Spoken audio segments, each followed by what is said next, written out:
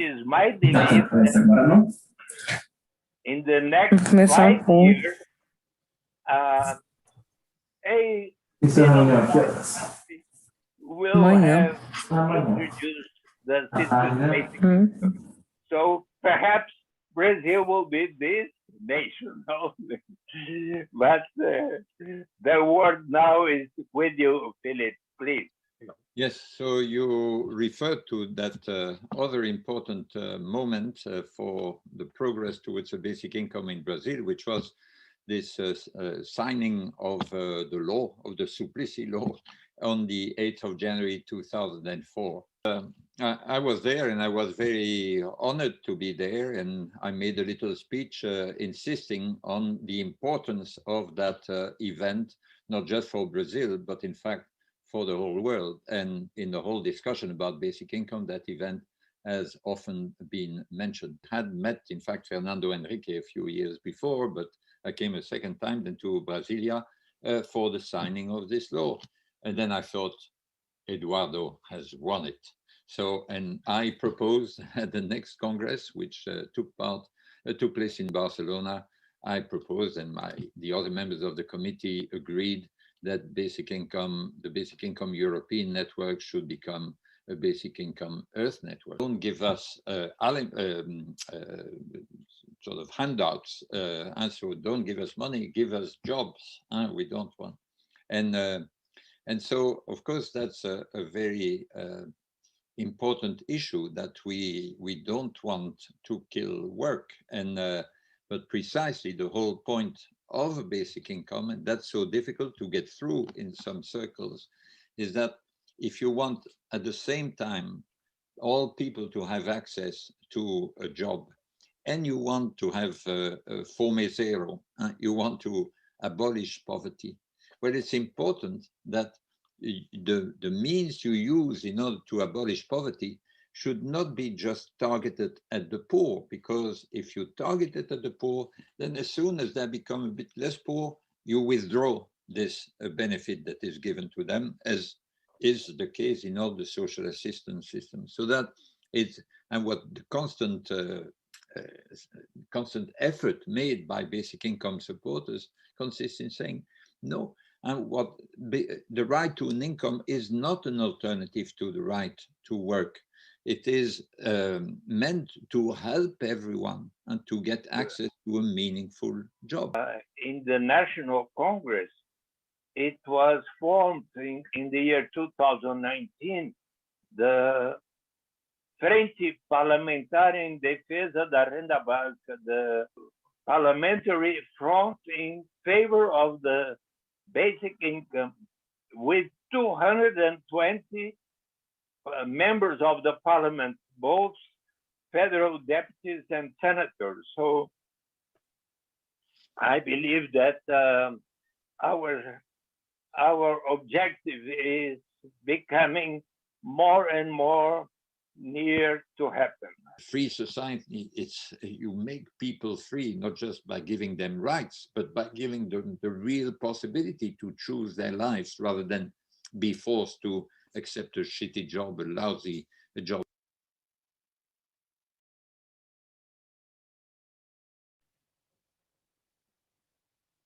Okay, I think we're ready to get started. Hello, everyone. This is our second panel for our conference today and tomorrow.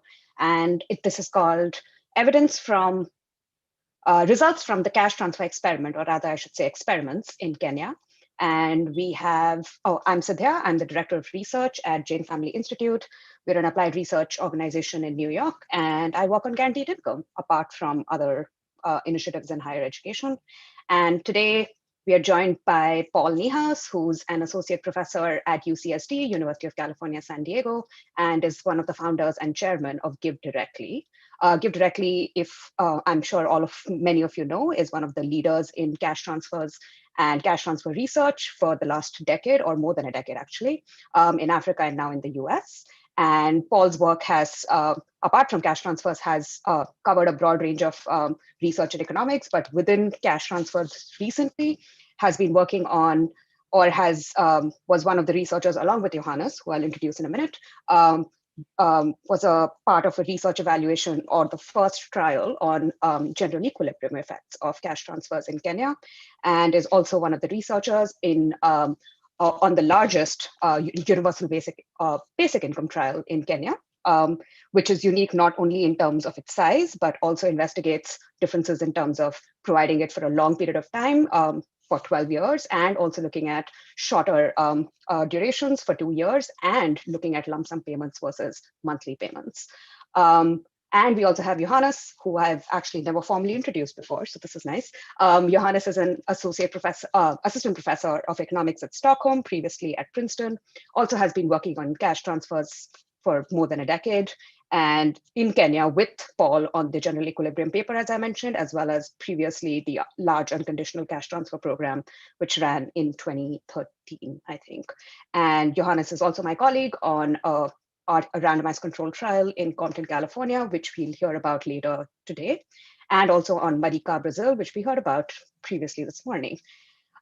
So some quick housekeeping. Paul will present on his work on cash transfers in Kenya and also talk about broader implications for policy for about 40 minutes, after which I'll give it to Johannes to comment and provide his insights for around 20 minutes, and then we'll have 20 minutes for audience questions. We have simultaneous translation, so if you prefer to hear us in Portuguese, there is an interpretation icon on your bottom right. So you could click that and you could hear us in Portuguese. And during the conversation, you can feel free to write any questions in the chat. I and our lovely team here will condense and compile all of those questions and address them at the end of the session. If you want to ask any questions in person, I will pause at the end of our panel, and you can just say, I have a question, and we can address them if you want to ask them orally. And I'll stop talking now. I think that's basically it. And over to you, Paul. Great, thank you so much, Sidhya. And thank you all for inviting me. It's really wonderful to be here with you, and I'm looking forward to the discussion. I'm grateful that Johannes is able to lead that. As Sidhya mentioned, he and I have been working together on a project that's just a few villages over from the one that I'm going to be talking about today. And so there will be some common themes and elements, I think, and a lot that I've learned from that project that informed what we did here. So what I've been asked to do is to share a bit about what we're learning from this basic income trial in Kenya. And so I'll talk about those numbers and then talk a bit, towards the end about what I think some of the broader takeaways are and things that are interesting for, for this community and for the research community, the development community to think about. So this is joint with Abhijit and Michael and Alan and Tabneet. I am a director at Give Directly, as Sidhya mentioned, so I want to make sure I acknowledge that. And also acknowledge Alan, who passed away a couple of years ago during the course of this project. So it's bittersweet. I was really grateful to have the opportunity to work briefly with Alan. So I think you all have had plenty of framing, and I'll do only a little bit. But in terms of how do we think about the learning objectives of this program, there's first what you might think is the very simple question of whether a basic income policy is a good one, which of course is actually a very complicated and nuanced question once you get down into the details of it. I put both it and good in quotes here. It because I think there's generally a lot of agreement about what the payment side of a basic income policy might look like, but often a lot of disagreement about how it might be financed. And so, one thing to be very clear about is that we're going to be looking here at a project that's externally and philanthropically financed. So we'll be able to see the impacts of taking money from wealthy donors in the United States and elsewhere and bringing that money to Kenya and giving it to people living in extreme poverty. We're not going to see, the impacts of, say, taxation or of cutting other programs to finance something like this on a public basis. And so, of course, that's always something important to keep in mind. And then, second, in terms of what those impacts are, of course, there are some things that we all sort of agree are good and some things that are less good, but there's always a lot of disagreement as well around the edges about, how do we feel about people if they work less and spend more time with their families, if that were to be an outcome, things like that. So, I guess our approach here is going to be, fairly agnostic on that, in the sense that in this project, we're trying to do a fairly comprehensive job of measuring outcomes and then use them as a starting point for conversation about, how do we feel about those. And to some extent, do we see at all the kinds of things that people have anticipated or predicted or raised concerns about with respect to basic income? We're all development economists, and so we also have in the back of our minds some questions that are perhaps a bit more specific to us and our trade, but questions about whether there are things we can learn from an initiative like this about the process of economic development more broadly. And so we think a lot about the things that constrain people living in extreme poverty, that make it difficult for them or slow down their advance out of it. And of course, the big picture here is that they have been advancing out of extreme poverty, and that's been one of the great successes on our planet in the last few decades. But there are many reasons why they don't do it as quickly as we would like. And so you could imagine that basic income potentially contributes not just by directly reducing extreme poverty, but also by alleviating some of those constraints and making it easier for them to make investments that have a long-term impact on their lives. And an emphasis here today is going to be on the universal bit. And so I wanted to spend a moment on that because, of course, there have been many, and there are many basic income trials of different sorts going on around the world. But I think that the universal bit is very important, and there are far fewer that have that feature. And the trial that Johannes and Sidhya are working on, with you in Brazil is one of the few where I think you can say that the transfers are universal in some meaningful sense, right, and that everybody within a community is receiving them. And here I want to emphasize that I think there's both that dimension of universality, right, everybody within some well-defined community, which will be the case here, but also the intertemporal part. And I think that, in fact, sort of some of Philippe's comments that we saw in the motivation for this spoke to that the anticipation of the future and of whether the transfers would continue or not, depending on changes in your circumstances, are potentially very important. And so here we're going to be seeing the impacts of transfers that are guaranteed for up to 12 years in the longest of the treatment arms, which is sort of unusual among these trials to be able to make a commitment like that. And so we think of that as sort of some of the things that make this an unusual and exciting opportunity to learn. So in brief, what we're going to be looking at here are the impacts of this large-scale evaluation in rural parts of Kenya, in Western Kenya specifically, that is universal in both of the senses that I just mentioned, both in the entire communities, here villages are going to be assigned to receive transfers at the same time, and also that the commitments are going to be long-term. And so overall, we're talking about around 23,000 people treated with some form of cash transfer in about 200 villages, and then an additional 100 control villages. And so, get a sense of not just what happens at the household level, but also to the economies of these villages and the societies of these villages as a whole. We do our best here to be good development researchers, to be very careful about the design. We're conducting an experimental trial here. And so for those of you who have followed, there's been a big shift in development in recent years towards using experimental methods to measure impact, as opposed to the old days when we relied on more observational data and tried to draw the conclusions we could, but often got, I think, misleading answers without using a proper experimental control group. I emphasize at the community level because in this paper with Johannes that was mentioned earlier, this is the Egger et al. Paper, we see these very large impacts, some of which we think have not to do with the benefits of receiving money yourself, but the benefits of being part of a community where other people are receiving money as well, right? And the opportunities that creates, because suddenly there are many people who could be customers of your business, for example, if you were to start one that didn't exist before. And so we think that may be important. And then as Sidhya mentioned, we're going to look both at the impact of these long-term transfers, but also at the impacts, to some extent, we're going to be able to compare to the impacts of shorter-term transfers and of one-time transfers, where we simply give people a lump of capital and walk away. So more like a wealth transfer than an income transfer. And so we think this is important. I think especially for me, the comparison to the 2-year arm lets us ask whether those expectations of the future that I mentioned earlier matter, right? Does what matters the money that you have in your pocket right now, or is it the knowledge that you have some degree of economic security looking ahead to the future? Is that also important? And so we'll be able to say something about that. And then we're going to do a lot of work on measurement. I'll talk a little bit more about this as we get into the details, but very extensive work surveying both households, but also firms, village leaders, looking at markets, looking at prices, all these sorts of things.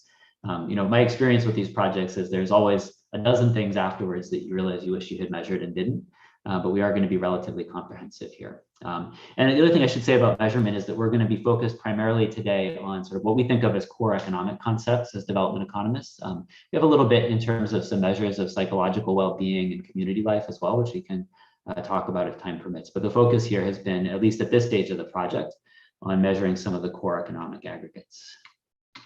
Okay, so without further ado, what I'm going to do today is spend most of my time on the context and then the results. And so I won't spend as much time on some of the theoretical framing for this, which I think would be of more interest to a purely academic audience or the research methods. And I also won't get to some of the later results from a follow-up project we've done on impacts during the pandemic in much depth, but certainly we can go there during the discussion if there's interest in doing that.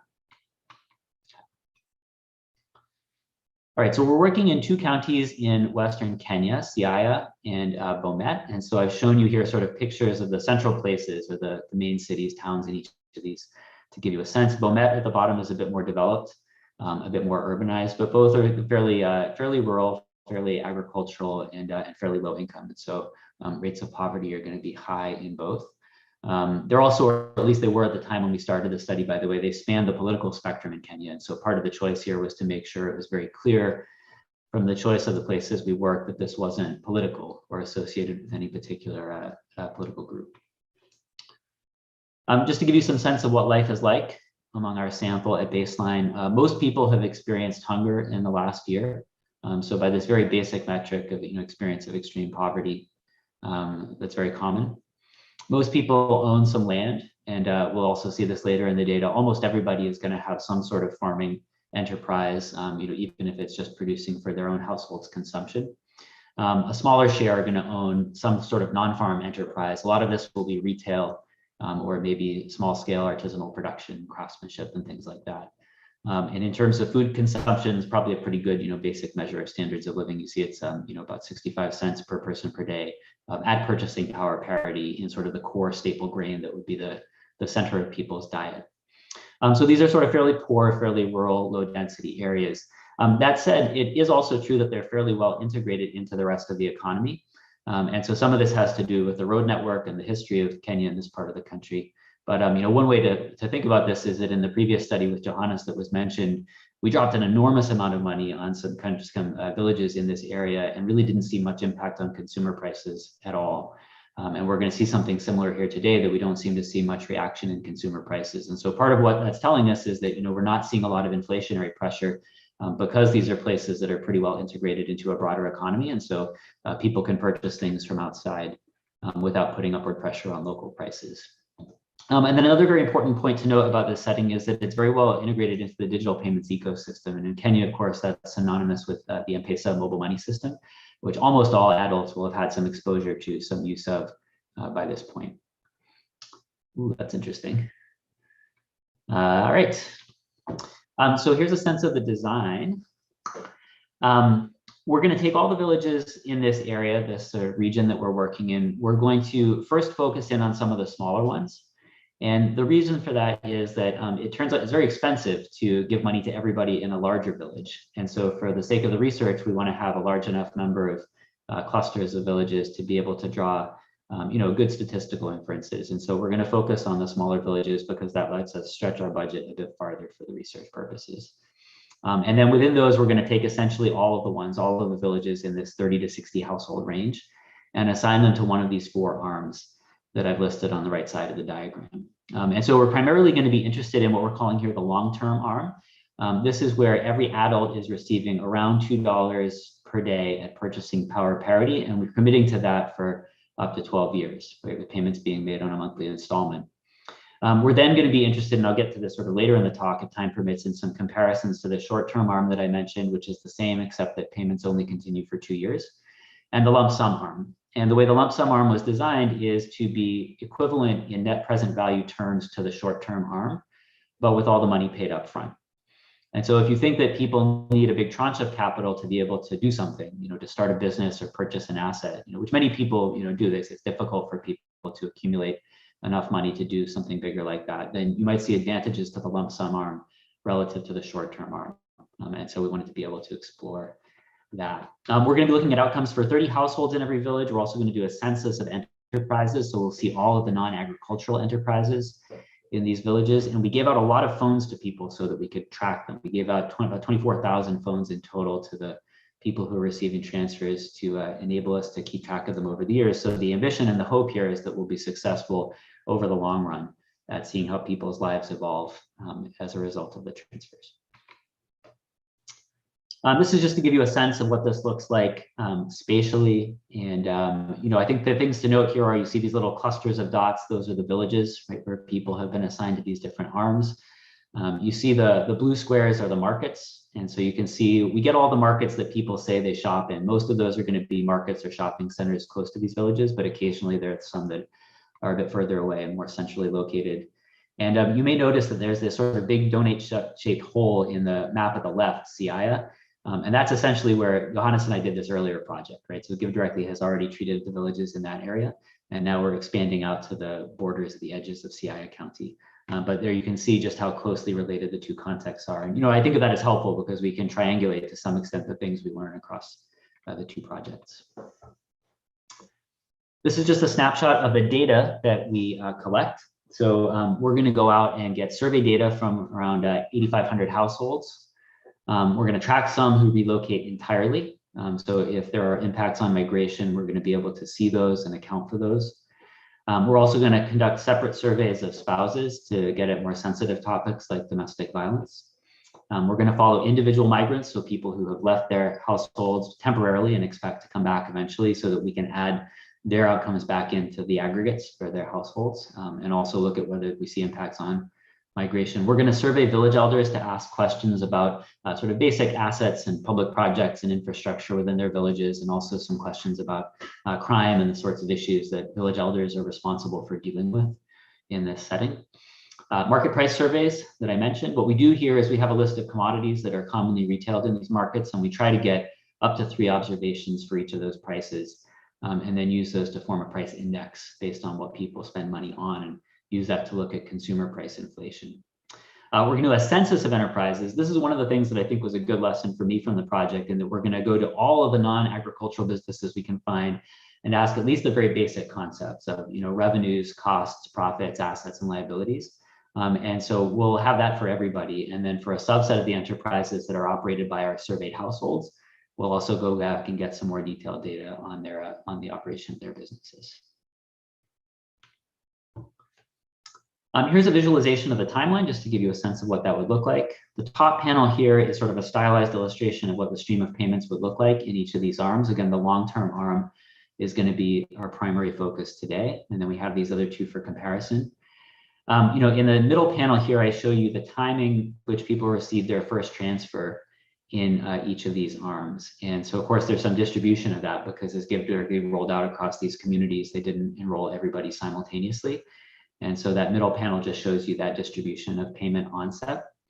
And then in the bottom panel, I show you the distribution of timing when we conducted each of the surveys that I mentioned earlier. And most of these, the ones we're going to focus on today, these are the ones in green that were part of our core end-line exercise in the fall of 2019. And as you can see here, that's a point, it's about 18 to 22 months into the experiment. So it's at a time when transfers are still ongoing in the short-term arm, but they're going to be ending shortly. Whereas in the long-term arm, transfers are ongoing and are going to be continuing for a long time. And so that's why when we look at data from that round and compare the two arms, we can say these are people who've received the same amount of money, but have very different expectations about what the future is going to look like. And then we did some of these phone surveys as well in the summer of 2020, and that was to get at what was happening during the pandemic, which is super interesting. And I think we probably just won't have time for it today, but if we do, I'd be very happy to. Okay. This is the sort of, the numbers that economists are going to want to check to make sure that the experiment has been well run and that we're not introducing biases because of attrition or because randomization failed or things like that. And so I won't go into this in great detail, but the bottom line is that these are numbers that we like to see and generally make us feel pretty confident in the conclusions that we're going to draw from the experimental analysis. As I said, I'm going to skip over the next couple of sections in the interest of time. But I'm happy to come back to these at some point if it's helpful or if there are things to clear up. And the benefit of that is that we can get faster into some of the results and start talking about those. Just a quick thing, Paul. If you want to remove this line, you'll have to stop screen sharing and share again, and we'll get rid of that. Okay, I could do that.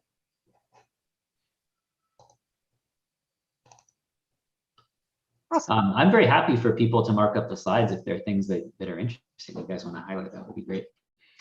Okay, so we're going to first look at just sort of what happens to dollars and to people. So to get a sense of when we look at all the other outcomes, to what extent is that because, for example, more people are moving in or out of these communities, and just to understand whether the money that Give Directly sent has actually arrived, sort of reached the people that it was meant to. So think of this as sort of, did the experiment actually work, and to what extent is it changing the composition of the villages in the first place? And then we'll move on to looking at the economic structure and the levels of economic activity in these communities.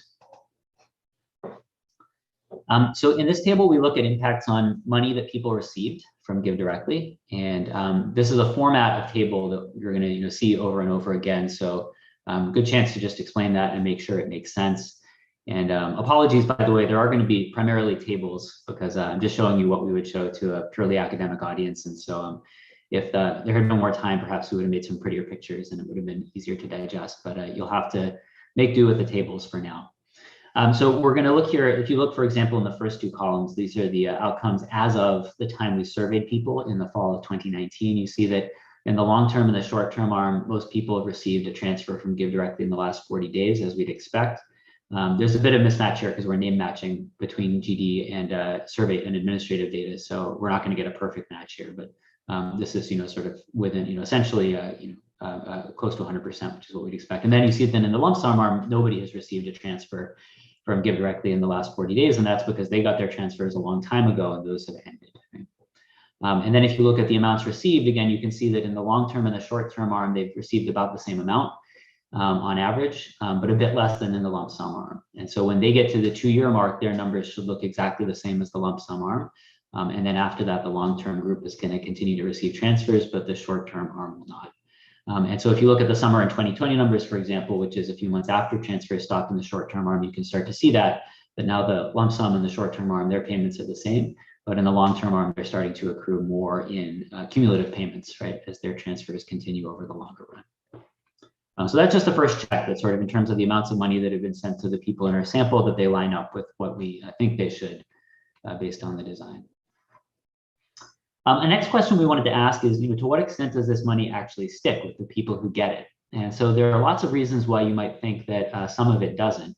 One is simply that the government, local government, might tax some of it away. And of course, in many UBI pilots, this has been a concern, sort of how will something like this interact with federal structures and different levels of government that have some ability to recoup or reclaim some of this, and is that okay? Are we all right with it? Here there really isn't too much tax capacity at the local or the district level in Kenya, and these are people who are generally not required to pay taxes, income taxes, for example, anyway, because of their low levels of income. And so, indeed, we don't see any impact there, right? You don't see any changes in either formal taxes or sort of informal contributions that people are required to make. So they're not receiving or giving away money or receiving any more money through that channel. What's maybe more interesting and surprising to me is that we're not seeing any impact here on transfers to or from other households. And so we know that people here live within these networks of mutual support that are important during hard times. Tavneet, my co-author, has research on this. I think many of us would have had the expectation that you would see people who receive a basic income sharing some of the benefits of that with others, or perhaps receiving less help from others because they aren't seen as needing it anymore. And we really don't seem to be seeing much movement here, both in terms of significance of these results, but also the magnitudes, right? These are all very small relative to the amounts of money people are receiving, you saw in the previous slide. And by the way, this is consistent with what Johannes and I saw in the previous project, which is that there again, even though people receive really large amounts of money, it seemed by and large to stick with the people who got it initially. And so, so I think that's the story here. By and large, people get this money and they're keeping it, and they're the ones that are using it and doing something with it. And so then we're going to be interested in understanding, what that is and what the consequences are. Then in terms of the number of people, here, I think there are predictions you could have made either way, right? Do people move in or out? Do you get people migrating and pursuing riskier opportunities in the city, things like that? Really, if anything, it seems like you have a bit of an in movement or an increase in the number of people in these households. You see that there's an increase in the number of arrivals. Some of that is because most of that, especially in the long-term arm, seems to be kids. And so there's a bit here, there are a few more births. And I think there are also a few more kids staying with friends or extended family members. And so, this is sort of a culture where I think if you have a hard time supporting kids, it would be not uncommon to ask somebody in your extended family to help and to look after them for a bit. So we think there's also probably a bit of that going on. But the bottom line is that, to the extent there's movement here, and I'm not showing you this, but also if you look at the number of households in these villages, it seems to be a little bit towards more people in these communities as opposed to fewer. But, importantly, that's not because by showing up here, you're going to get access to transfers, because the only people who get transfers are the people who were there at the time the experiment started.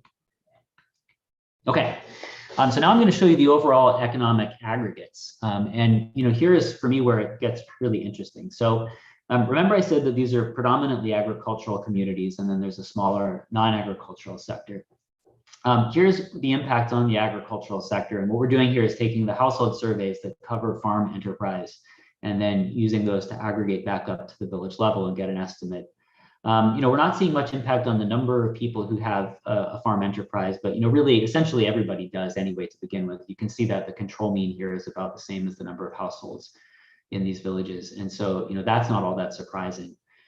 We are seeing people spending a bit more money on these businesses.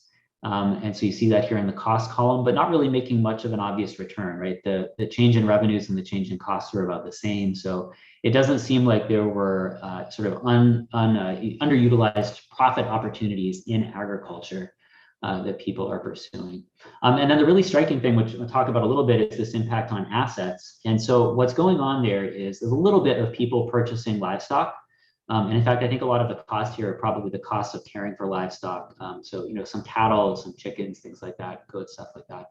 But the big thing that's happening here is that land is the key agricultural asset. And the prices or the perceived value of land is really soaring in these communities. And so we'll see this again when we look at the household balance sheet and we look at net worth, but people think their land is worth a lot more than it was before. And so Johannes and I were corresponding a little bit about this before. I think there's still work we're trying to do to understand why that is. It could be because people are actually making improvements to the land that are increasing its productivity. It could be simply because there are people that want to live in these places because these are their homes and that they're now able to, afford to pay more for that land. And so it's creating upward pressure on the price of land. It could be because their communities are becoming more appealing in other ways because there are, for example, we're going to see that there are more M-Pesa shops, right? There's going to be a greater variety of business and retail and so forth that make these potentially more attractive places to live. But this is a really interesting one for us as economists because we tend to think of the price of land as being a good summary statistic of the value of living or working in a given place. And so this is a really striking result. Now we're going to switch over to the other side, the non-agricultural sector, right? So this is a smaller share of the economy to begin with, but this is where we're going to see a really big expansion, right? So you see an increase in the number of businesses, you see this big increase in revenues, you see net revenues, or profit, concept of profit is increasing. Interestingly, it doesn't seem, there's an increase here in inventories and assets. We're not estimating it very precisely, so we can't be too confident about this. But one thing that when we get into the detail of this is it doesn't seem like these are people that are purchasing big assets, like buying a machine or something like that to start a business. A lot of this we think is in retail. We think it's people that are getting into trade and distribution. And so, that's very interesting because I think we're seeing both potentially the supply and the demand side of the impacts of basic income in these communities, which is that, on the one hand, there are a lot more people that want to buy things from outside the community. And so there's an opportunity to build the supply chain that's going to make that happen. And then on the other hand, these streams of basic income payments work pretty well if you want to finance the working capital expenses of retail trade, right? Perhaps less well if you wanted to start a factory or something big like that. Here are impacts on prices. So here we're going to be looking not at villages, but at the markets nearby. And what we're doing here is asking, do prices go up more in the markets that are surrounded by more treated villages? So we're using the geographic structure here of the experiment. And we're not seeing an impact here. And again, this is pretty consistent, I think, with what we saw in the earlier project where we saw very small impacts on consumer prices, although we did see impacts on wages there. And we're going to see impacts on wages here as well, as you'll see in a minute. Okay, so I think that's sort of the big picture of like what's happening. You have this, sort of appreciation of agricultural land, a little bit of agricultural asset accumulation, but the big story is the non-agricultural sector is expanding. And so next we're going to look at sort of what's underneath that. What are people doing with their time that is driving that change? So here's labor supply. And of course, this is a big one for all of these conversations about basic income, where there's sort of a lot of question and in some cases concern about whether people will work less. And so if you first just look at the overall, right, in the first column here, you see that people are working a bit more in the treated group. It's not significantly more, but we can reject large changes, right? So there isn't a substantial change here one way or the other in the number of hours that people are working. What's interesting is that they're moving out of wage employment, if you look in column 4, right? And they're moving into self-employment in column 7. And so you can see that the hours go that way, and income goes that way as well in columns 5 and 8. So there's this substitution away. So we want to think about why that is, right? Is it because people now have the capital to do something on their own that they wanted to do? Is it because they can afford to take the risk of doing something on their own and be more exposed to it because they have this hedge, knowing that if a bad thing happens, they'll still be able to put food on the table?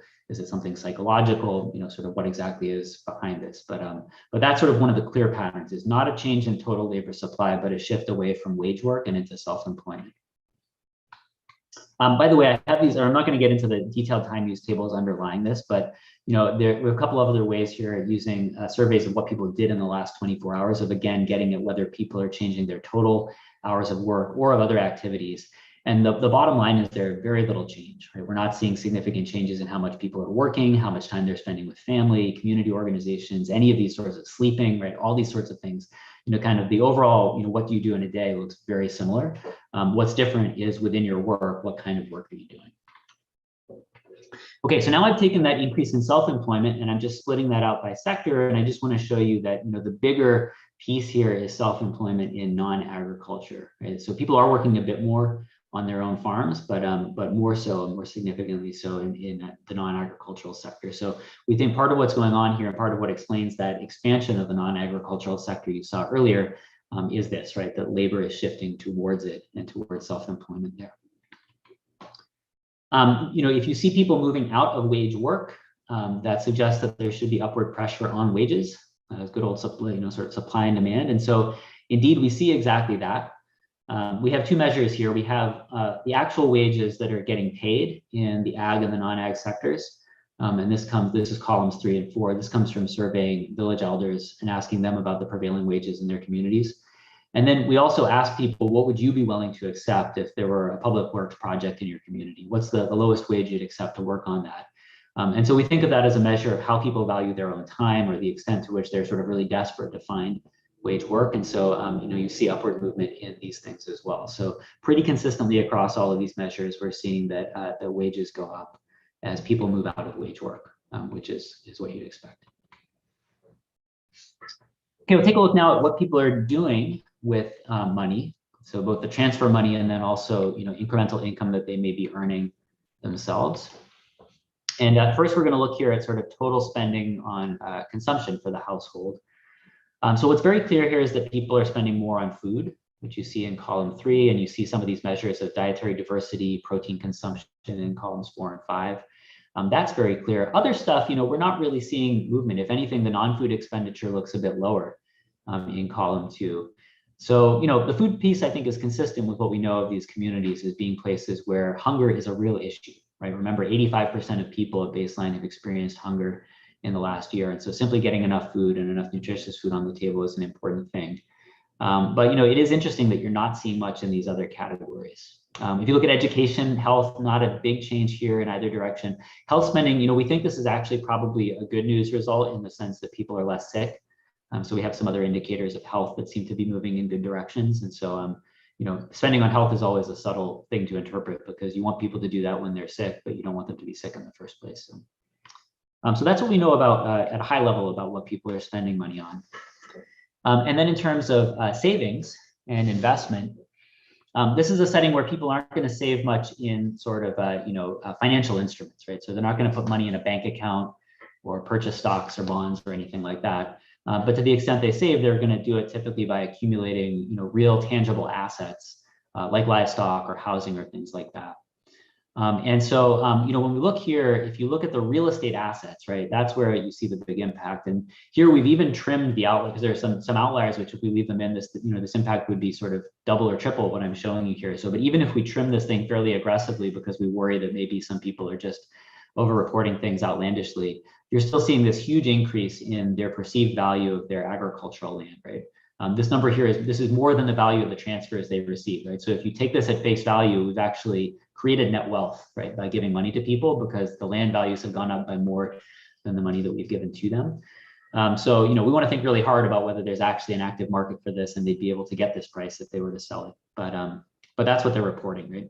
And then you see that there's this increase in agricultural assets that's smaller, right? And that's the livestock, primarily the small livestock accumulation that I talked about before. The other thing I want to mention here is you see this net loans outstanding. This is sort of this increase of 96 means that their indebtedness is going down, right? So we've signed this measure such that this means they're actually paying down debt relative to the control group. And that's interesting to me because when you give people this stream of payments and you say you're going to get money in the future, one thing you think might happen is they'd say, well, I want to borrow against that so that I have more money now because I'd like to be able to do something, to invest in something. And so I would have anticipated that. But if anything, it seems like we're seeing the opposite, that people are less indebted in this arm than they are in the control group. And so I think that's an interesting result for us to think about. All right, let's see. We have about 8 minutes or so. Is that right, Sidhya? Yep. Mm-hmm. Okay, good. So I think we're in a good shape. I'll show you some pictures just to give you a sense of distribution. So we've looked at average effects. I'm just going to try to give you a quick sense of the distribution of these across households in these communities. And the short story is that really for most of these outcomes that I've shown you where we've seen impacts, you tend to see larger impacts in the right tail of the distribution. And what that means is that inequality in these distributions is going up. Now, to some extent, this is because larger households have more adults who get transfers. And so there's a per capita version of this exercise you can do as well. But even if you do that, you still tend to see this pattern that for most outcomes, the right tail of the distribution is expanding faster. And so that's a really interesting pattern, right? Because we've started with this extremely egalitarian intervention, right? Where we've given everybody exactly the same amount of money. And yet you see that the inequality in these distributions of outcomes like earnings or revenues are increasing. And so, that may be fine, right? And there's nothing per se wrong with some degree of inequality. But I think that's an interesting one to think about. So what does that tell us about the underlying structure of these economies? So that's true here. If you look at the non-ag revenues, for example, which is where you see the big change, right, in business profitability. Here, if we zoom in on wage earnings a little bit, you see that where they're actually going up, right? They're going down on average, but they're going up a bit in the right tail. Same for that. Consumption is the one place where you don't really see it, right? So you see a little bit of this, but not as much. So it's not that some households are just consuming massively more. And then here, when you look at real estate, right, which is where you see the huge impacts on asset, you see that pattern is very pronounced. Okay, so inequality is one thing to hold in mind, and then and now we'll spend just a little bit of time on the comparison. And so, to caveat this, the study is designed to compare these treatments to the control group. It's not as well powered to compare across treatments, right? Those differences you generally expect to be smaller, and so we're going to be less well powered to pick up differences. So, in layman's terms, we're just not going to be as sure about these sorts of comparisons as we are about the overall impacts of getting UBI in the first place. But I think there are a few interesting things to glean. And so I'll show you a few of these. So first, if we look at the agricultural sector, and again, look at the aggregate economy here, you can see that there are some things that seem to be true for all arms. Everybody seems to be spending a bit more on agriculture, for example, in column 3. But you see that the increases tend to be biggest in the long-term and in the lump sum arm. And certainly if you look at the kind of number of people that are involved in some agricultural work, right, you see a significant increase in the lump sum arm. If you look at the assets, and again, this is largely going to be driven by those land price results, those increases are largest in the long term and the lump sum arm. And then if we look at the non-agricultural sector, here that pattern is even more pronounced, right? So you see these significant expansions in both the long-term arm and the lump sum arm. And you really don't see much of that at all in the short-term arm. And so this table in particular, I think, is really interesting to me because if you compare the long-term and the short-term arm, this is telling us that expectations of the future do matter quite a bit. Right? It tells us if we were to just come into these places and give people a basic income for a couple of years, we would actually see none of this structural transformation in the economy that we're seeing in the long-term arm. And so I think that's a very important lesson. But then if we compare the lump sum to the short-term arm, these are people that are receiving about the same amount of capital. The only difference is that some of them get it all at once. And that also seems to be very important, right? Because you see that the impacts in the lump sum arm are very different from those in the long-term arm. And so, in some sense, this means that there's like a lot to think about, because there's no one simple story of what is it that constrains people and holds them back from getting into these non-agricultural self-employment activities that they seem to want to do. It's got to be that there are a few different things, and that the expectations of the future matter to some extent, and also that getting money in a single lump sum tranche matters to some extent, probably for different reasons. So, for us as interpreters of the data, this is a challenging table, but in a way, I think it's also very exciting. And it's exciting for thinking about policy when we want to think about, is it important to be able to make long-term commitments? Based on this, we'd say yes. Is it valuable to be able to give people at least the option of getting some of their money in a larger tranche? Again, based on this table, you'd say yes. So here I'm continuing with the non-ag sector. Now I'm just looking at what happens in sort of nearby markets and shopping centers. This is, we're not as well powered to look at this based on the design, but I wanted to show it to you because, again, here you see some of this evidence of like cross-village spillovers from the lump sum intervention, where they're most pronounced. And that's similar to what we saw in the paper with Johannes, where we had more villages and we were better able to look at some of these cross-village effects, as you do here. Then in terms of prices, when you look at the wages and the land prices, I think it's a reasonably consistent picture across all of these, although you can see there's some imprecision here, so we don't want to be overly assertive. I think the one thing that's potentially a bit different is that we see some evidence here of consumer price inflation in the lump sum arm, which we didn't see in the long-term arm or the short-term arm. And so we're still digging into that, make sure we understand that.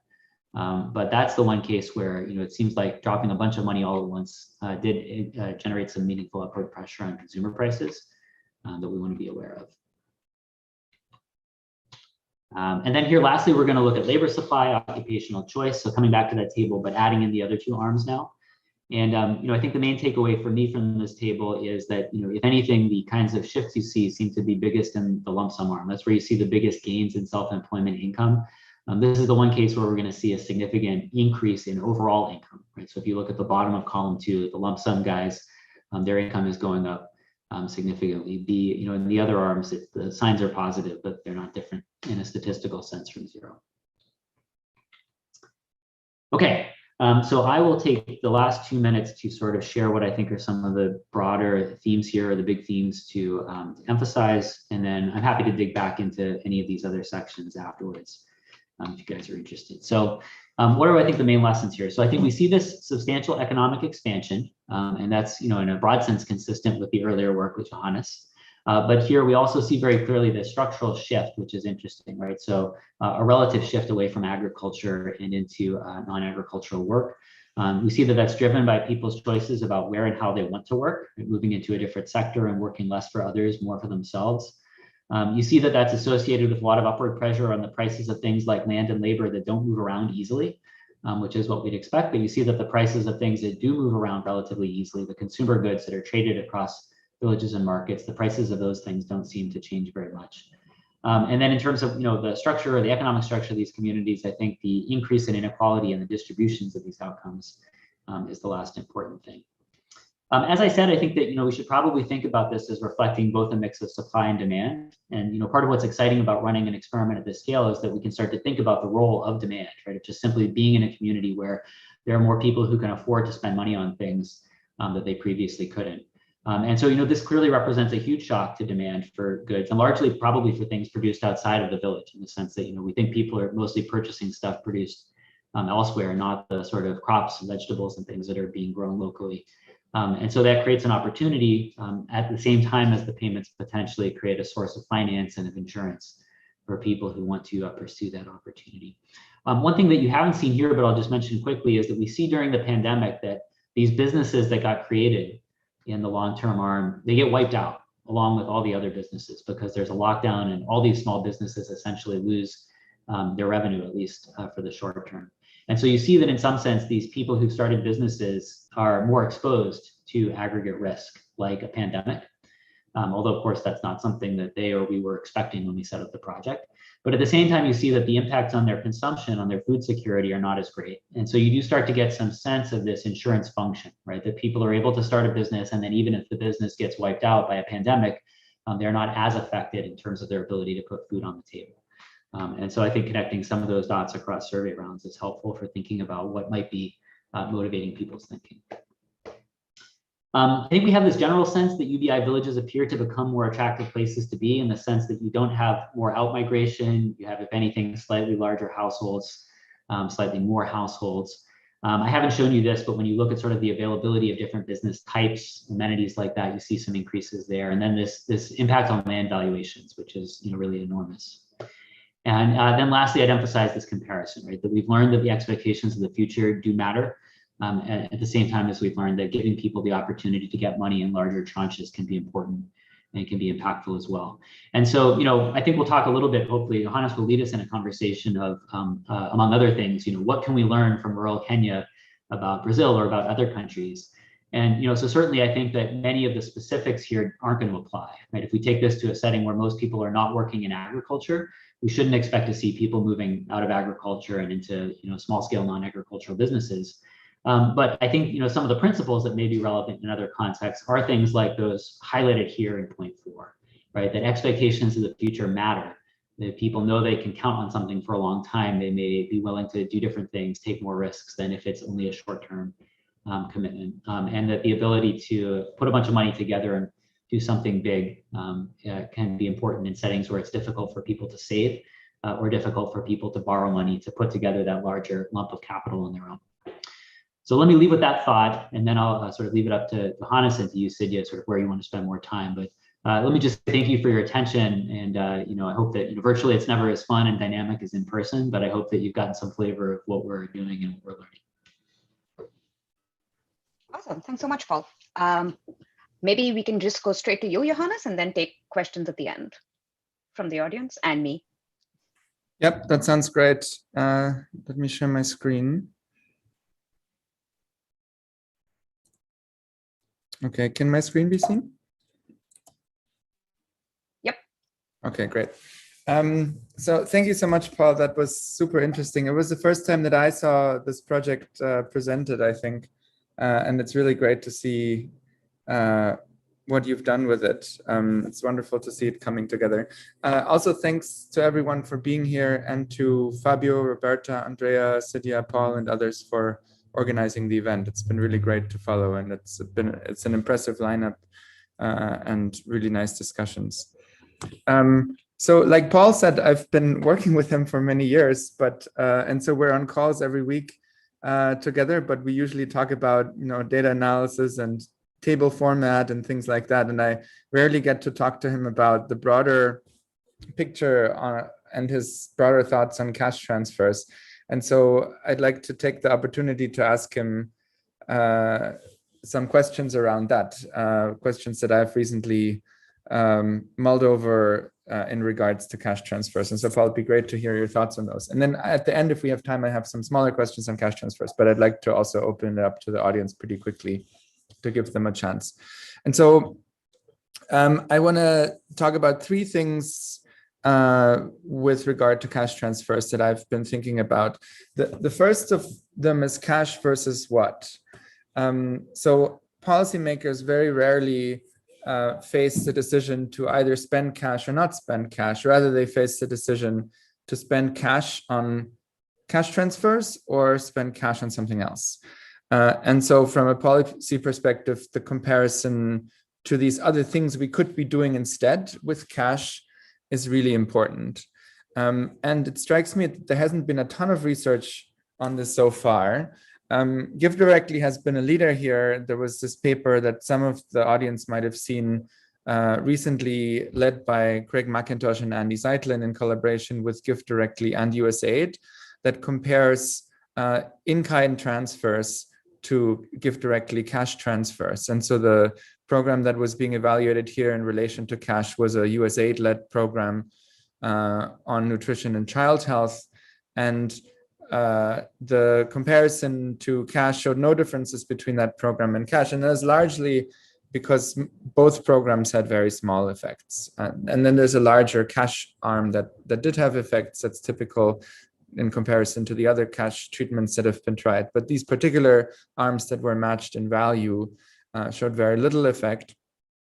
And then there have been a couple of studies that compare cash transfers to what's come to be known as ultra poor graduation programs, or targeting the ultra poor programs. These are typically programs. BRAC is the NGO that led the prototypical model, that make a large asset transfer and provide some training, maybe some cash and some supervision to help people engage in self-employment activities. And there have been a number of evaluations that have shown that this approach works pretty well to alleviate extreme poverty. And in the few comparisons that have been done against cash transfers, these programs look pretty good. So I don't know all the studies on this, but there was a study by Richard Sedelmeier and colleagues in Uganda that studied this program called Village Enterprises Program. And they find increases in consumption in this Village Enterprises graduation program, but not in the cash equivalent. And then there was a study in South Sudan that compared the Treating the Ultra Poor program with a cash transfer program, and that also looked pretty good. So the graduation program increases both consumption and assets. The cash transfer only increases consumption. Sorry, Johannes, just to interrupt, are you trying to scroll? We can just see your title slide. Oh, that's so weird. Okay, this might be because I've shared one window only and not the whole screen. Let me try to do that again. Yeah. So I can share my desktop. Now you can see my whiteboard, presumably. Yeah. So normally I can share my desktop, and I don't know how to do that now.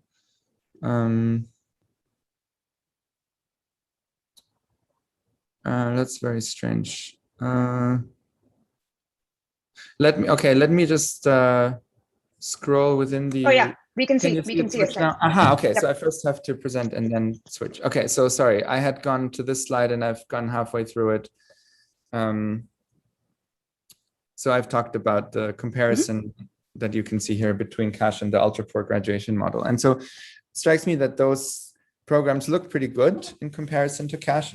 I guess a side note, a couple of colleagues and I recently worked on a program that compared psychotherapy to cash, and there the cash actually looks really good, even on the outcomes that the psychotherapy is supposed to be really effective on, like psychological well-being, and the cash is actually cheaper than the psychotherapy. So their cash looks great. So there's some evidence in either direction, but certainly these ultra poor graduation program successes have suggested to me that these slightly more paternalistic, here's what we think you should do kind of programs might be more effective in reducing consumption poverty in broadly targeted poor samples like the ones that are being studied in these studies. And so this raises the question to me, what is the scope for cash? And more generally, what do we think about cash in relation to other things that we might be doing with the money instead? So I'd love to hear your thoughts on that, Paul. Maybe one answer is, cash is very fast, it's robust to implementation, it does the same thing everywhere, it's relatively context independent.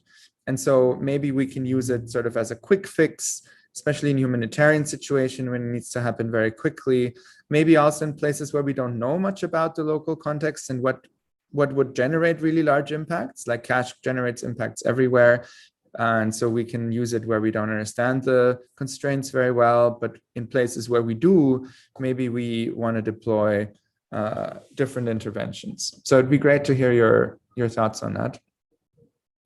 The second question is about the long-term effects. And I say this partly because there's a backdrop of recent evidence that suggests that the effects of cash sort of fizzle out over time. And I'm going to caveat this pretty heavily in just a second, but let me just walk through two examples. One is Chris Blattman and colleagues in Uganda find pretty large positive impacts of a $400 cash transfer to young entrepreneurs. But then in a follow-up paper, they show that 9 years later, most of those effects are gone. And then the very first evaluation of Give Directly that I was involved with, looking at the 3-year impacts of that, we find very positive impacts after about a year or so, but after 3 years, there's still some impacts, like assets are still much higher. So it's not that this doesn't do anything, but many of the other impacts have become much smaller or are hard to detect at that time frame.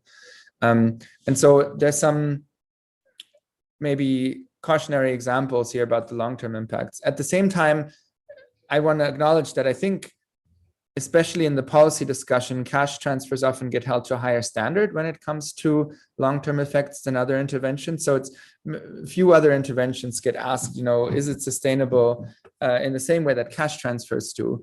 And so it's not clear even to me whether we should expect long-term effects. Maybe it's totally fine that these people are doing better for a couple of years, and then maybe you need a new infusion of cash. Maybe that's the answer. But at the same time, there are now some examples, again, from the ultra-poor graduation model, the BRAC model, that suggests positive long-term impact. So there's this paper by Oriana Bandiera and colleagues that shows that 7 years after an ultra-poor graduation program, there's still positive impacts. And I don't know the details of how the magnitude of this compares to the typical cash transfer. I think it's pretty expensive, this program. But it does raise the question, are there other programs that maybe have better long-term impacts than cash? Or maybe alternatively, how would you have to structure cash for it to have maximum long-term impacts? And coming back to what I said on the previous slide, it again looks like potentially there's sort of a price that we pay for the freedom that is afforded to the recipients by making unconditional cash transfers, and maybe slightly more guided programs like this ultra-poor graduation model would lead to larger impacts. And that raises the question, how do we make that trade-off? How much of an effect size decrease is the freedom of people to decide what they want to do with the money worth? Related to this is the question whether we should revive the literature on conditional cash transfer. So there's a large body of evidence, a lot of it actually from Latin America, which has been pioneering these conditional cash transfer programs for many decades. And there isn't a lot of evidence on how these programs compare to unconditional programs. The little evidence that exists suggests that it doesn't work so badly. And so one question is, maybe adding conditionalities into cash transfers is not such a bad idea. And I'd be curious about your thoughts on that trade-off in general and about that question in particular. And then finally, I want to zoom out a little bit and ask in a much broader sense, what's the best approach to alleviating extreme poverty? And I think the lesson from the project that you've presented and all the other evidence that we have is that cash works really well. But it strikes me that, in all the cash transfer studies that I know, people are still poor at the end, right? Cash doesn't lead to the kind of transformative changes that maybe we would like to see. It doesn't bring anybody from having a Kenyan income to having, even a middle or an upper class Kenyan income, certainly not a sort of European or North American income. And I'm curious about your thoughts as to what would get us there. Like ultimately, that's the kind of change that I think we would like to see. And what is the intervention that does that, or the interventions? So could that be done with cash? Do we need very large cash interventions? The evidence that we have on cash, I think, suggests that the impacts do get much larger as you give larger transfers. And your paper is one of the prime examples of this. Like these impacts are much, much larger than what we've seen in other cash programs. And they seem to scale, as far as I can tell, pretty much linearly with the magnitude of the transfer. And so maybe we just need to think about much larger transfers. Like, do we need a conversation around not $1,000, $5,000 transfers, but much, much larger ones? And or longer lasting transfers. So maybe cash transfers have to be thought about not as a one-off or couple of years intervention, but just as a permanent thing. Everybody needs to get this basically as an annuity that lasts for a long time. Or is it something else? Do we need to think about migration or changes in institutions? As hard as those are politically, maybe that's really the answer to poverty alleviation, and cash is only a quick short-term fix while we work on these larger issues. And so, I'd love to hear your thoughts on that broader topic as well. And so maybe I'll stop here for the moment, and then as we lead into audience questions, I might start with one or two that I think will be of broad interest. But I'd love to hear your thoughts. Awesome. So before you go to the audience, Paul, maybe you want to respond? Yeah, sure. Thanks a lot. And thanks. It's great to set this in context. Some of the other stuff that's been going on. So, I mean, look, I can respond to some extent as a researcher and to some extent just share my own sort of ethical thoughts and views on what I think would be a good path forward that I'd be excited to participate in. I think that with respect to, sort of cash versus alternatives, absolutely, we always want to think about the opportunity costs. And, indeed, I think, you think about in terms of other things we could have spent money on, you can also think about the impacts on the, places from which money was taxed, right, to finance things like this if they're going to be done at scale. So if we see multipliers in the places where we spend money, then presumably that means that there could have been multipliers in the places from which we took it. And so we should also think about those as well. So, but I mean, I think that in the big picture of international development work, if you think about aid programs that are meant to try to accelerate the end of extreme poverty, I sort of think of like cash transfers and graduation or conditional, all these things as being sort of all together at one end of the spectrum. And so I think it's good to think about the trade-offs between them, but I think that the stuff that I would focus on is all the stuff that we spend a lot of money on that we know doesn't do anything. And, which is, I think also at a much more paternalistic end of the spectrum. So to the word that you use. So, lots and lots of money that we spend, for example, on active labor market programs, trying to help people, make people more employable or help them find jobs, which is a great aspiration. But, I'd say that my read of their track record of doing that is that we're not very good at it. And so what I would generally push for is to, acceptance of the fact that some of the things that we thought would be helpful to people we're not good at providing, and a shift towards more things like cash transfers, graduation, and in terms of how I imagine those specifically paying out, cash transfers today are at enormous scale, and even larger, after the pandemic, as you point out. So we know that that's something that we can do reasonably well at very large scales. And, I basically think we're in a world now where we can pay almost anybody if we want to, and acknowledging that there's an enormous amount of hard work and there are issues still to be resolved. But so I think that this sort of idea of graduative safety nets that says, let's make sure that we meet people's basic needs, and then also think about whether there are ways to make those safety nets, to kind of provide some of the impetus for investment that graduation can, is, it's a good thing to think about. And I certainly think, things like, here's a stream of social protection payments, but you can receive some of it in a lump sum to finance an asset purchase. I think there are things like that that would be relatively easy to do, and that would help you get a good blend of the sort of safety net and the graduative sort of features that we've come to see. So, I think that's a good direction to push. I think that the thing I just encourage us to not lose sight of is the sort of insurance function of the safety nets, and the fact that even if we do help some people graduate from poverty, whether it's with cash transfers or an intervention like grad, some of them will fall back into it. Some of them will hit negative shocks. And so we want to be architecting social policies that account for that, and that address risk as well as, average return on investment. So, those are sort of big picture thoughts, I think, responses on all of this sort of stuff. I think the other big question here is really, less a question of impact, because of course, like, we're technocrats and we look at these and we see that as part of our role to document them and let the people spending the money think about it.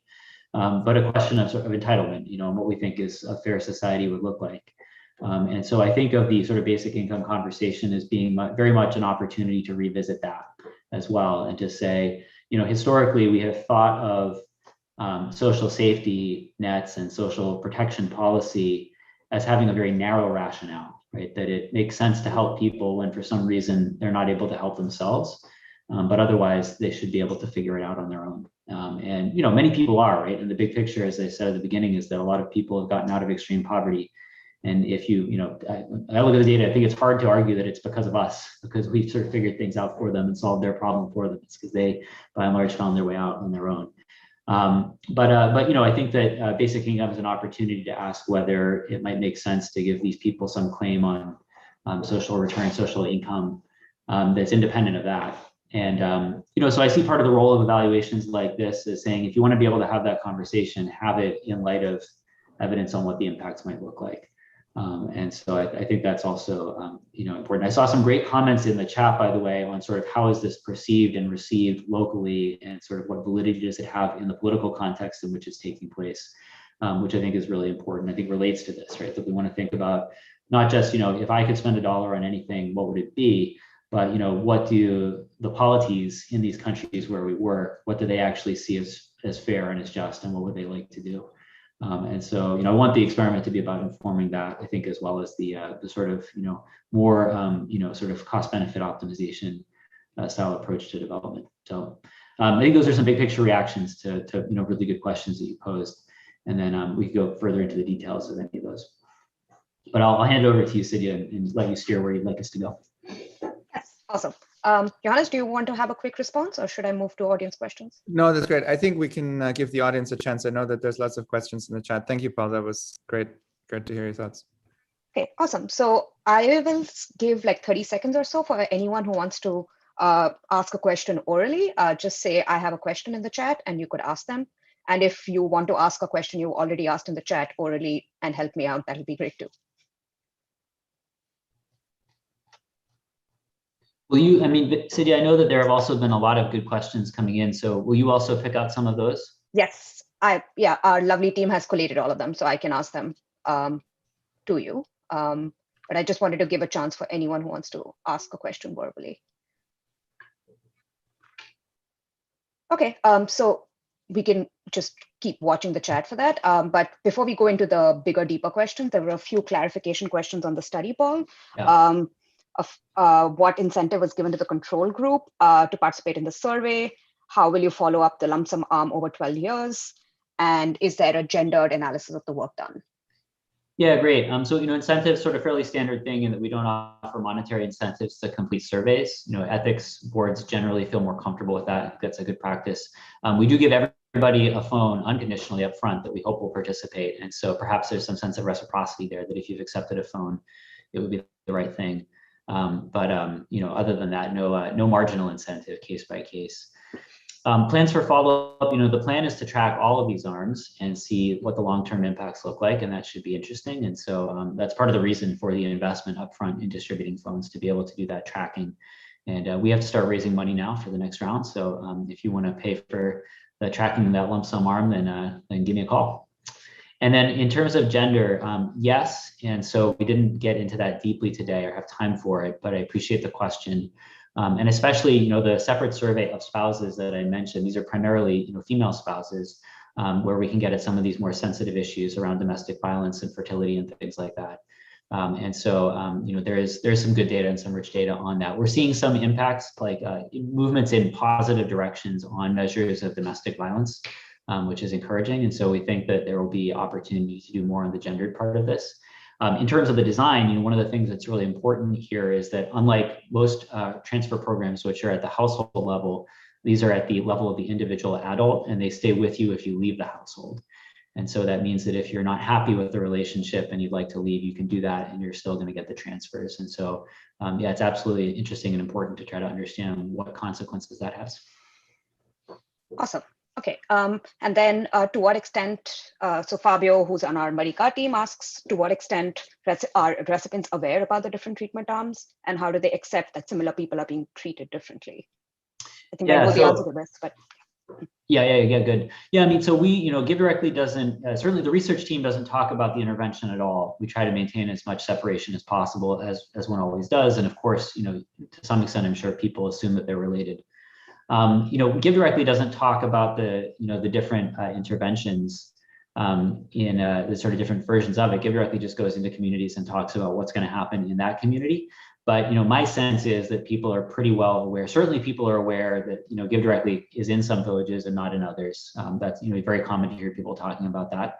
And my expectation is also, although we haven't asked structured questions around this, that they understand that there are some villages where the transfers are structured differently. Awesome. And then Jonathan, who's also on our content team, Jonathan Murdoch, he says many basic income pilots outside Kenya last around 2 years or so, maybe monthly transfers for 24 months, for example. How do your results on weak short-term versus longer-term results frame how we should view 2-year pilots in other places?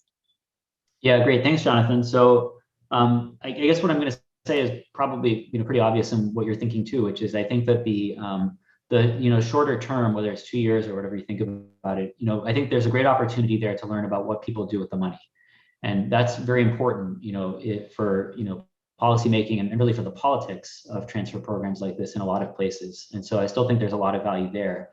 And, despite all the studies that have been done, my experience is that a lot of people still feel that until there's been a study in their town or their state or their country, we don't know for sure what people will do with the money. So I think there's a lot of value there. I think that there, to me, that yes, one of the takeaways from this is that in terms of some of these bigger life changes, these riskier moves, there may be things we're not seeing in the shorter term studies that would be very important consequences of a longer term commitment. And so that's, any opportunity that we have to make these longer term commitments, really exciting, like really valuable to do that. And then I am not as convinced about what you say about lump sum versus stream, at least in the sense that when I compare lump sum to the long-term transfers, generally speaking, we can't distinguish those statistically. But the lump sum versus the short-term transfers, yes, there we do see like statistically distinguishable differences. And so I guess, Johannes had a bit of this in the first paper with Jeremy from Arieta, right, where they saw differences in terms of the sorts of things people spend money on, right? You see bigger impacts on food security from the stream of small payments and bigger impacts on assets from the lump sum transfers that are, I think exactly what you'd expect. So I think there is a story like that to be told of like, if you care more about one outcome than the other, here's how to optimize the transfers for that. But philosophically, I would generally push us more towards asking people what transfer structures work best for them and then trying to design programs that provide some flexibility to accommodate that. We've done some work, for example, where we ask people exactly that, and you get, numbers like 70, 80% of people would like a lump sum and 20% would like a stream of smaller payments. And people see it as being suitable for very different people. They're like, older people want the stream of small payments because they basically want a pension. Younger people want the lump sum because they have things they want to do. So I think that, there's probably not one size that suits all. Right. And Jonathan had another question, which I also had. So apart from, of course, food security and assets and durable investment in durables being the variation in effects, are there any other outcomes you think would be important where more frequent transfers can expect to have higher impact apart from food security and consumption smoothing? Mm-hmm. I mean, I don't know if this is quite what you guys are getting at, but one thing that I've often thought is that it would be very helpful if we could give people some scope to tailor the timing. So for example, a lot of people say that the time that school fees come due is a hard time, right? That it's difficult to have the right amount of money available for that. And so you could imagine that if I could structure my transfers so that I get a tranche right around that time, that would be very helpful. Or there's evidence, for example, that getting transfers at about the time you purchase seeds and fertilizer for the agricultural season is very helpful. So I think the way I've thought about timing is less about, can I engineer it for a specific outcome that I want, and more about, can we make it adaptive to the sort of timing of cash inflows and outflows that poor households are dealing with, which is Jonathan's like the leader on this, right? So you think about this all the time, but those are the challenges they're dealing with. And can we make the design of transfer programs responsive to that so that it's helping to offset that as opposed to contributing to the temporal mismatches? Awesome. And then, okay, let's see. Maybe I can take Paul Katz, who's on our JFI team and on the Marika project's question, because that actually lends to the conversation you and Johannes were having. So he says, can we feel confident that the results of relatively small scale interventions by private actors can be seen as evidence pertaining to state level development strategies? Why is aid writ large the right framework for thinking about development? Cool. Yeah, I think there are probably like 3 or 4 things in there that would be great to unpack. So I'll just try to kind of go briefly. I think that, first, like aid as the framework for development, to the extent we're asking, like, does development happen because of aid or because of, other things that are endogenous to the system? I think overwhelmingly, when it has happened historically, it has been the latter, right? It's not been because of aid, although I think aid can be helpful at the margins. And so, it's great to think about how to do that. So I'm very sympathetic to that. I think that I've been very excited about this recent movement and being involved in some of the projects myself towards larger scale evaluations, whether of cash transfers, like in this one or the one with Johannes, or some other work that we do in India looking at other government policies. And Karthik, my co-author in India, and I have written about why. Why is it important to be able to look at things at a larger scale? And I think there are a couple of specific reasons that matter. One is that implementation of anything at larger scales gets a lot harder. And so there are things that can look very good when you have a small, highly motivated NGO team that do it, and that just wouldn't work at all at meaningful scales when government has to implement it. And so I think that's partly a reason to do, what I'm suggesting and what perhaps you're suggesting, Paul, which is to look at these, larger scale interventions. The other is because at larger scales, markets start to move, right? And it's things that the individual participants in these programs do with their money or with their training or with their livestock or what do they receive, but it's about what then happens to wages and to prices and to aggregate demand and all of those things that really powerfully shape and drive development. And so, I absolutely agree that if we are, only running things at a small scale and not seeing those, or at least thinking about those, we're probably missing a very important part of the picture. I'll give you just one quick example. We did a project in India where we looked at reforms to a workfare program. And it turns out this seems to have had really big impacts on people's incomes and lifted a lot of people out of poverty. Only about 10% of the income gain came from the program itself, right? The other 90% came from increased earnings in the private sector that were driven by higher wages and higher employment. And so that's a great example where if we had only looked at a small scale at the individual level, we would have missed, we'd been off by a factor of 10 in terms of what was the poverty reducing impact of that reform. And so, I think it's absolutely incumbent on us to at least think about those things, even if we can't run the experiment at the scale we'd like to. Johannes, do you have a response to that question? Or no, not particularly. I share a lot of Paul's views on that. Yep. Okay. So there are a bunch of questions. I'm trying to condense them. So this one's interesting. So has the increase in food consumption and food security due to the income transfer generated ecological environmental impacts in the regions?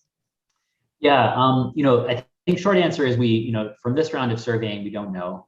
We don't have too much. We have a lot on sort of detail on agricultural practices. And so it's possible we could get a bit more into what people are doing, but we're not going to have things like direct measures of, soil quality or water quality or deforestation or things like that.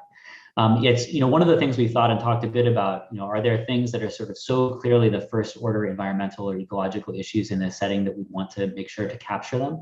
And it didn't feel like there really was an obvious one. And so it's part of this conundrum of cash transfer projects that like everything is going to change to some extent, and you ideally would like to measure it all. And so we ran up against that a little bit, but I'm sympathetic to the question. We just didn't see a solution to that problem where there was sort of an obvious thing that we should go out and measure.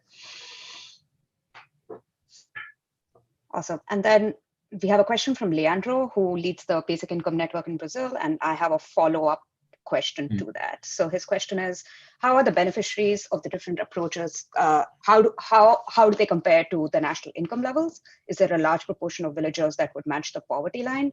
Eventually, a minimum income scheme like a traditional cash transfer based on the poverty line would match aggregated results. So I think Great, thanks. Yep. Sorry, go ahead. Yeah. No, go ahead. Yeah, good. That's actually a good thought, and it's a number I don't have that I can look up, and it'd be interesting to know what proportion of people here. The one that I know is that, and this was also true in the work with Johannes, that the proportion of people that are actually a part of Kenya's current safety net programming is very small. It would typically be like maybe one or two households per village. And Kenya actually has one of the most sophisticated and integrated cash transfer-based social safety nets in the region, I think probably in most of Africa. They took a series of different programs they had and integrated them into a single scheme called the National Safety Net Program. So they're sort of relatively sophisticated in the way they do this, but the coverage rates are still fairly low, and they're very low in these communities. So, but it's not because there aren't a lot of poor people here. I think part of the context is also that we're working in a setting that has historically been out of power politically. And so there's evidence, for example, that there's been less investment in public infrastructure and roads in these parts of the country. And so I think you probably see some of that reflected also in the safety net enrollment program. So that's what I can say that's related, but it's a good question for us to go actually back and check where everybody falls relative to the poverty line. Okay. And then my follow-up, which is also related to a question from Eduardo Suplicy, is, so cash transfer programs in Kenya have been, Give Directly has been doing it for over a decade. How has it influenced public policy, broadly speaking, and specifically about the narrative or conversation about basic income? Yeah, well, it's a funny question because I think we all have in our heads this model that like NGOs are going to do something innovative and then governments may pick it up. And honestly, with cash transfers, it's been the opposite, right? Which is the governments in emerging markets have been doing it at very significant scales for a while, and it's really been things funded out of the West, right, by donors and aid agencies. Those have been the ones that have been slow to adopt it. So when we think about policy influence, we actually think more about the bilateral donors and the multilateral donors than we do about the national government per se, in the sense that they already have a really strong and coherent cash transfer based approach to social protection. That said, there are still certainly opportunities for learning in both directions. And so, we have good relationships. We share what we see with them and they with us. So, I think that when we see, especially when I see the long-term versus short-term results, I think that is the, potentially the basis for an interesting conversation with policymakers about the duration of transfers and the kinds of commitments we make. So I think that, that's my instinct, is that that's a good place to start the conversation now that we're seeing some of the numbers coming out of this. Have you been in conversation with the government or government leaders in Kenya about results? Yeah, actually, I mean, the head of social protection and I were on another panel about basic income not too long ago. So they're well aware of it. And I think, in terms of where they might want to go with it, I think that's my first thought. Awesome. I think we've kind of covered most questions in some way or the other. We do have 4 more minutes. So if anyone has any other questions, or if you want me to read it out or say it orally, you can write it in the chat. But while we wait, any closing thoughts, comments, Johannes, Paul? Nothing from me. It's a great project. Yeah, I'll just say thanks again, and thank you all for the opportunity to share this. It's an exciting time for us because we're trying to figure out, everything that we can possibly learn from it. And this has been a great audience and a great set of questions to dig into that with. So I appreciate it. Awesome. Okay, I think we are closing before time, which is interesting for an event from our Brazil partners, because we always get delayed. Okay, thank you so much, everyone. Thanks, Paul. Thanks, Johannes. And thanks, Fabio, Andrea, Roberta, and the entire team. And we hope to see you for the Compton and give directly, Y Combinator research project later this evening. Bye. Thank you. Bye, everyone.